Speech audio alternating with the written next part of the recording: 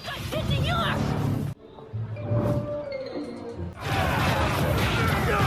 教主威武！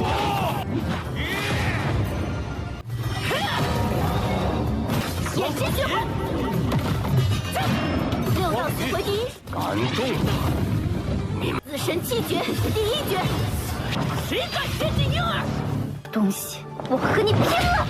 这便是兽神的诅咒。 Halo guys, welcome back to Kobe Movie. Dan hari Rabu malam kita bakal melanjutkan babang Houchen guys ya. Makin lama makin seru aja nih Lord kita satu ini. Setuju nggak? Setuju dong. Apalagi di part 138 hari ini kita semua bakal melihat ternyata temannya mereka yaitu Chen Ying-er itu sedang mengalami hal yang kritis guys, dimana itu menyangkut nyawanya dan mungkin dia bakal meninggal. Hah, kok bisa min? Ini semua terjadi gara-gara di episode terakhir kuil pemanggil atau kuil summoner itu kayak nggak jelas gitu masalahnya guys. Mereka bingung di manakah keberadaannya Ying-er. Hao Chen dan teman-temannya yang pengen menemuinya itu tidak diperbolehkan.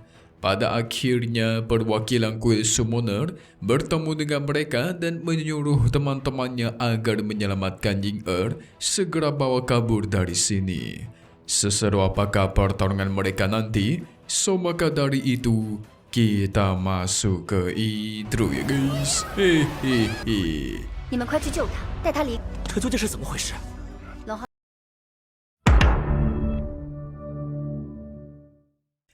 Sebelum melihat Hao Chen dan yang lainnya, mari kita lihat dulu si Lin Xin dan Han Yu yang bertugas untuk menjemput si Ma Xian. Ini bakal kocak banget asli. Udah 2 hari mereka sampai ke perbatasan Zhenan, tapi belum kunjung menemui si botak. Mereka mempercepat pencariannya dan tuar. Tiba-tiba ada sesuatu yang sangat menyilaukan yang ternyata itu adalah silau gara-gara kepala botak seseorang guys. Wah, ini pasti si Ma Xian nih. Segera mereka berdua menghampirinya dan memukul punggungnya. Tapi apa yang mereka lihat ketika si botak berbalik, ternyata bukan dia guys. Hahaha, kocak nih.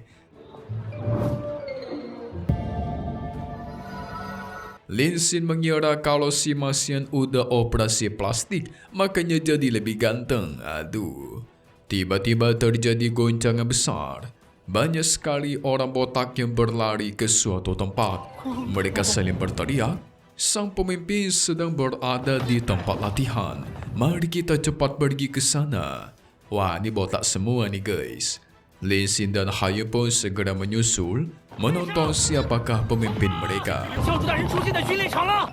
Ketika sampai, ada seseorang yang botak penuh dengan energi dan kekuatan sedang asyik menghancurkan semua bangunan di sana. Semua pilar dihancurkan dengan sangat keras. Lucunya yang menonton dia itu semuanya botak guys. Saking dahsyatnya serangan orang ini menghancurkan pilar raksasa.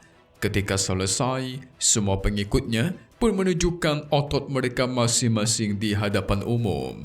Perkumpulan apaan ini guys? Perkumpulan botak gay kali. Hahaha. Yes, seperti sudah kalian tebak, pemimpin dari kelompok ini yang tidak lain adalah si Ma Xian.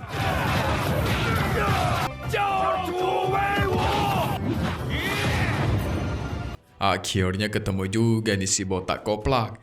Di sisi lain, jiwanya Chen Ying-er sedang disegel oleh kakeknya. Entah apa yang pengen dia lakukan, tetapi dia merasa tidak ada cara lain lagi selain cara ini.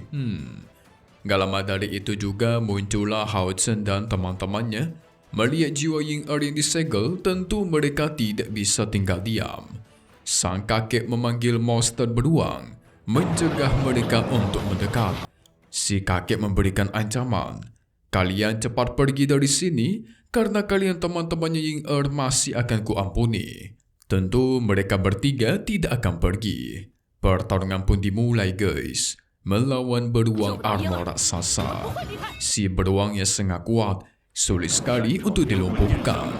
Sampai pada akhirnya serangan langsung dari perisai besar itu berhasil melumpuhkannya.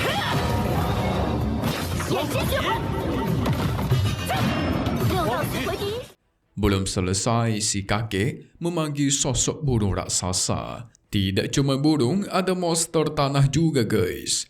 Kalian tidak tahu urusan keluargaku, jadi tidak usah ikut campur, kata sang kakek.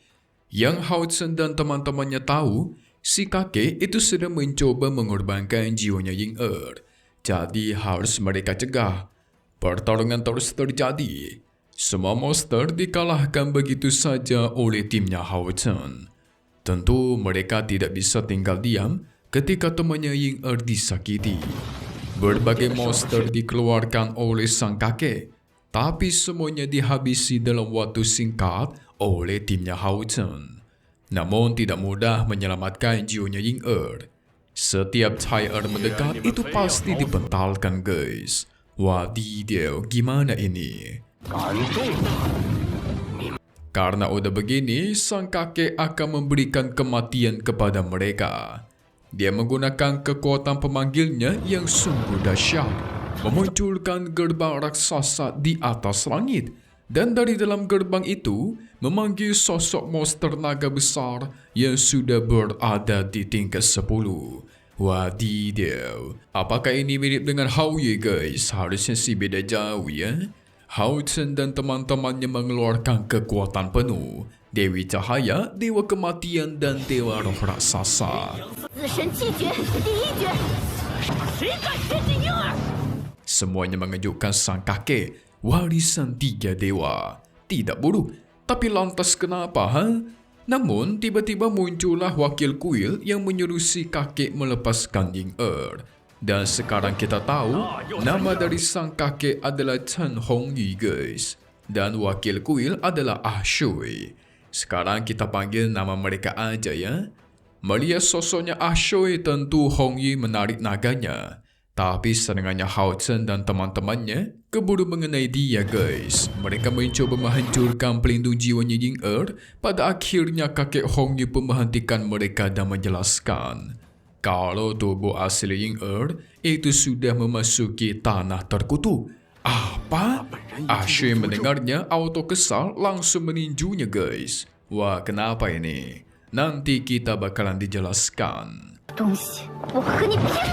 Oke, kita berbalik lagi ke si botak yang memiliki banyak pengikut. Pengikutnya itu botak semua, udah kayak kacang pilus guys. Atau enggak kacang sukro, lebih gede pula. Hahaha. Tampaknya sekarang si Masian menjadi sangat terkenal. Tentu ini sangat membangunkan. Kalau dilihat dari sejarah, kuil penyembuh akhir-akhir ini selalu mengalami kemunduran. Lantas kenapa dia membentuk kelompok petarung botak? Nah, jadi karena yang namanya penyembuh itu kan fokusnya terhadap penyembuhan dan pertahanan doang, otomatis mereka itu sangat lemah dalam hal serangan. Perbatasan yang dikelola oleh penyembuh juga cuma bisa bertahan saja, apalagi ketika perang besar. Para iblis waktu itu melancarkan serangan besar-besaran kepada pusat penyembuh. Dukungannya dikirim dari kuil lain ke sini itu semakin lama semakin sedikit. Udah gitu kuil penyembuh tidak handal dalam menyerang. Otomatis lama-lama tidak mampu bertahan. Perbatasan Chenan kehilangan banyak korban guys. Itulah yang menjadi alasan kenapa si Masian diangkat sebagai pemimpin dari kelompok baru, yaitu kelompok petarung penyembuh. Itulah juga kenapa anggotanya botak semua guys. Soalnya mengikuti pemimpin mereka yaitu si Masian si botak. Lin Xin merasa iri dong. Gimana tidak? Si Masian gak perlu ngapa-ngapain, langsung dijadiin pemimpin kelompok. Gak perlu dites, gak perlu ujian dan lain-lainnya. Gak kayak si Lin Xin kemarin yang harus bersaing melawan kelompok lain. Bertarung penuh, bahkan dibuli-buli. Ya jelas lah. Soalnya yang bisa bertarung di kuil penyembuh kan cuma si Masian ya. Gak heran dia langsung diangkat menjadi pemimpin. Tapi ketika para anggota mendengar kalau si Masian akan kembali ke kelompoknya Hao Chen dan melawan para dewa iblis, mereka semua terkejut. Gak cuma terkejut, mereka gak terima juga guys. Tidak ada yang boleh mengambil pemimpin kami. Semuanya pun memeluk dia supaya dia tidak bisa pergi dari sini. 前进路上的明灯啊！燃烧我们的电，我们的光！ Aduh, ni para botak kocak bener nih.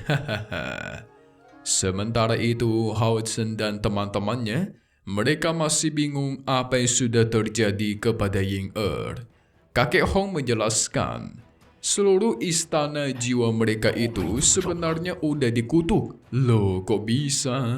Jadi, istana jiwa mereka percaya dengan yang namanya Dewa Binatang. Semua praktisi pemanggil pasti diberkati oleh sang Dewa Binatang, barulah bisa memiliki kemampuan untuk membuat kontrak jiwa bersama dengan para binatang.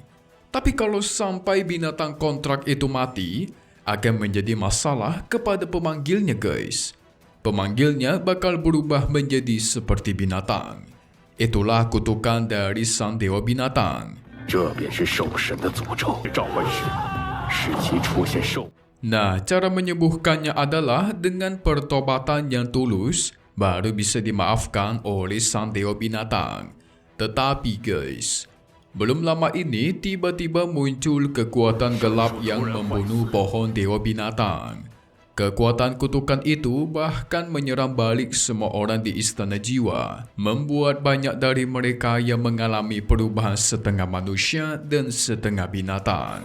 Jikalau ini sampai terus dibiarkan, maka banyak yang akan meninggoy dan para praktisi pemanggil kehilangan jiwa mereka sebagai manusia, guys. Jadi seumur hidupnya akan menjadi binatang. Wadidaw. Nah, masalahnya jiwanya Ying adalah jiwa yang suci. Maka cuma dialah yang bisa memasuki tempat terkutuk di dalam pohon dewa. Jadi si kakek Hong percaya hanya dengan mengorbankan jiwanya Ying baru bisa menyelamatkan sang Dewa Binatang dan semua kutukan. Yang dimana itu juga menyelamatkan istana jiwa mereka. Ya, secara tidak langsung itu juga mengorbankan Ying guys. Kakek Hong juga tidak mau melakukan ini semua kepada cucunya sendiri. Apalagi waktu itu, Ying sendirilah yang datang mencari sang kakek dan pengen mengorbankan dirinya. Yang berarti ini semua keinginannya Ying guys. Pada akhirnya dia pun masuk ke dalam tanah terkutuk. Tetapi guys, setelah kakek Hong melihat mereka bertiga yang memiliki warisan dewa, dia percaya mereka juga bisa masuk ke tanah terkutuk itu. Sehingga gak perlu banyak basa-basi, Hao Chen sebagai temannya Ying tentu bersedia untuk membantu. Dan kebetulan juga, rantai jiwanya Ying itu masih ada. Jadi Hao Chen dan teman-temannya masih memiliki hubungan jiwa dengan dirinya, membuat kakek Hong bisa langsung menteleportasikan mereka ke tempat Ying berada.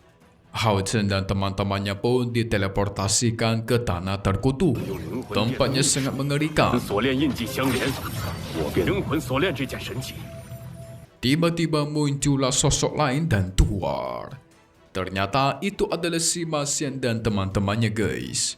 Si Ma Xian yang terkena tinju auto bonyok matanya. Hahaha. Jadi ketika mereka masih berada di kota, tiba-tiba rantai jiwa mereka bereaksi dan membawa mereka ke sini, membuat para botak itu auto sedih. Hahaha.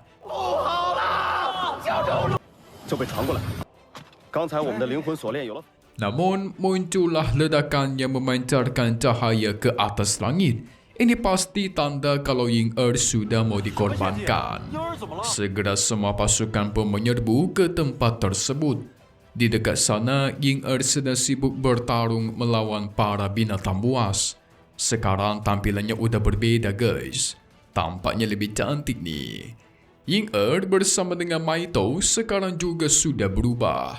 Dia sedang sibuk melawan kutukannya ada di sana, di mana sang kutukan terus memanggil keluar binatang buas. Wah, tampaknya sekarang Ying sudah semakin kuat nih. Tapi tentu tidak selesai begitu saja ya.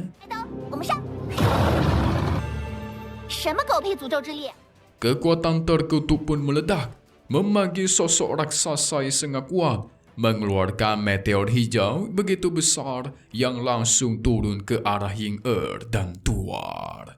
Hehehe, seru sekali. Apakah Ying-Er dan teman-temannya bisa melawan kekuatan terkutuk ini? Langsung saja kita masuk ke bagian spoiler untuk episode 19-nya yang akan rilis lagi di minggu depan.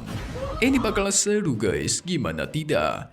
Jadi Hao Chen dan teman-temannya akhirnya berkumpul semua. Ada si botak si Martian, yang berarti semua kelompoknya udah lengkap. Tapi mereka harus membantu Ying-Er dalam melawan sosok terkutuk ini. Sosok ini sangatlah kuat, tidaklah mudah mengalahkannya guys. Semua serangan Hao Chen dan teman-temannya dipentalkan begitu saja. Apalagi semakin lama mereka bertarung, semakin kuat pula sosok musuh ini. Adu kekuatan terus terjadi. Yang diincar adalah Ying-Er, karena jiwanya mau dimurnikan dan dikorbankan guys. Apakah Ying-Er bisa melawan kutukan ini?